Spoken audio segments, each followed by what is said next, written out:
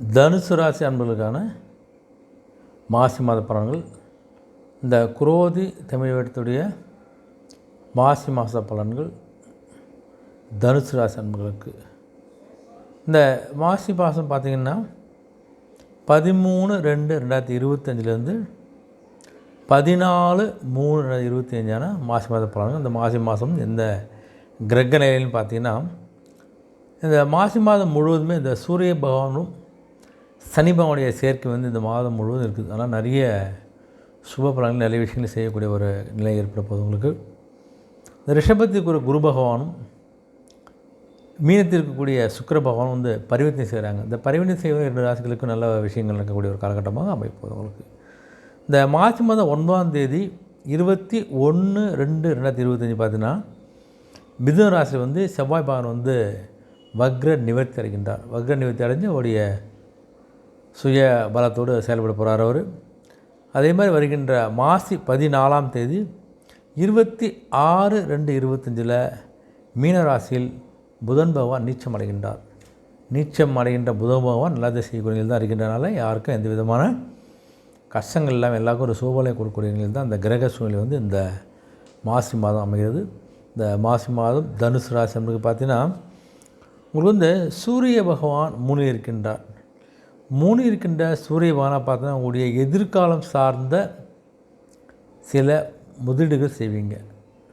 வருங்காலத்துக்கு தேவையை அறிந்து ஒரு இன்றைக்கே ஒரு சேமிப்போ ஒரு முதலீடு செய்யறதுக்கான ஆரம்பிக்க போகிறீங்க. நீங்கள் அதுக்கான ஒரு முயற்சி நீங்கள் இருக்கக்கூடிய காலகட்டமாக அந்த மாசி மாதம் அமைப்பது உங்களுக்கு கண்டிப்பாக எதிர்கால சேமிப்புக்கு நீங்கள் செய்யக்கூடிய ஒரு முதலீடு கண்டிப்பாக நல்ல ஒரு முதலீடாக உங்களுக்கு இருக்கும். நல்ல ஒரு நேரத்தை கை கொடுக்கக்கூடிய வாய்ப்பு இருக்குது உங்களுக்கு.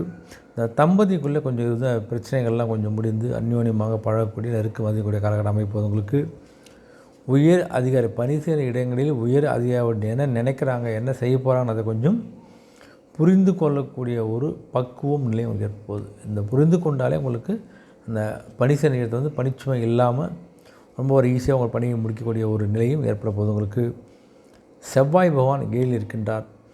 7 இருக்கின்ற செவ்வாய் பகவானை பார்த்தோன்னா, உங்களுடைய புத்திசாலித்தன செயலால் பல காரியங்களை வெற்றிகரமாக முடியக்கூடிய ஒரு நபர்.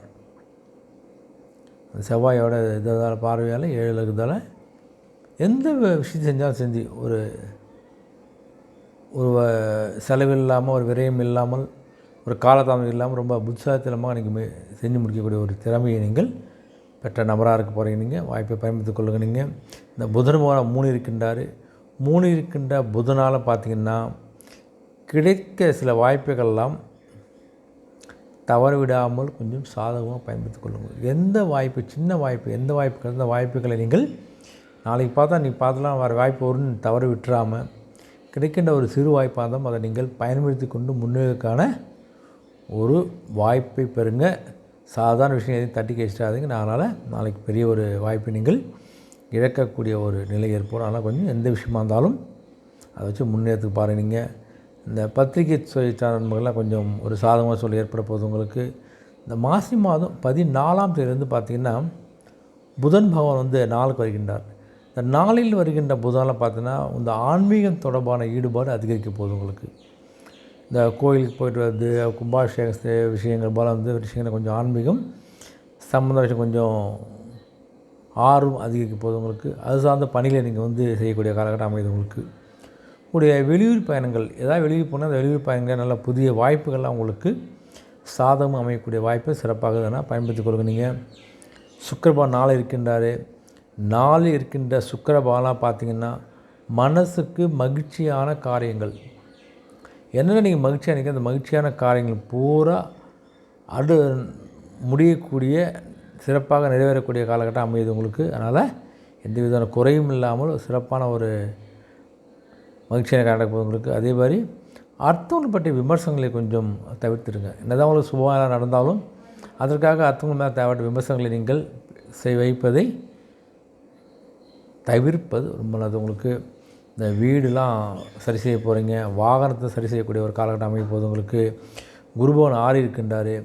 6 இருக்கின்ற குருவால் பார்த்திங்கன்னா, உங்களுடைய கோர்ட்டில் இருக்கிற கேஸ் எல்லாம் கொஞ்சம் உங்களுக்கு சாதகமாக முடிவு வரக்கூடிய ஒரு காலகட்டம் இருக்கிறதுனால உங்களுக்கு கோர்ட்டு கேஸ்லாம் உங்களுக்கு சாதகம் அமைப்பது உங்களுக்கு அந்த 6ல் இருக்கின்ற குரு பகவானால். அதே போல் பார்த்திங்கன்னா சனி பகவான் 3 இருக்கின்றார்.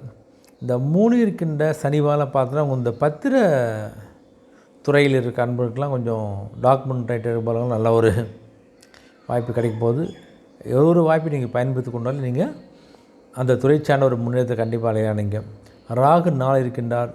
4 இருக்கின்ற ராகு பகவானை பார்த்திங்கன்னா இது வரைக்கும் உங்களுக்கு இருந்து விலகி சென்றவங்கள்லாம் கொஞ்சம் உங்களுக்கு கொஞ்சம் சாதகமாக செயல்படக்கூடிய உங்களுக்கு சாதகமாக செயல்பட இருக்கிறாங்க. உங்களுக்கு 10ல் கேது பகவான் இருக்கார். 10ல் கேது பகவான் இருக்கிற நிலையில் பார்த்தீங்கன்னா உங்களுக்கு இந்த உணவு சார்ந்த தொழில் கேட்ரிங்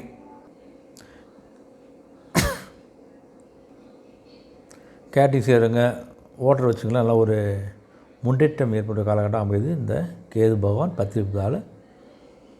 உங்களுடைய வழிபாடு பார்த்திங்கன்னா ஆஞ்சநேயரை வழிபாட்டால் உங்களுக்கு பல நன்மைகள் கிடைக்கக்கூடிய ஒரு காலம் அமைது. உங்களுக்கு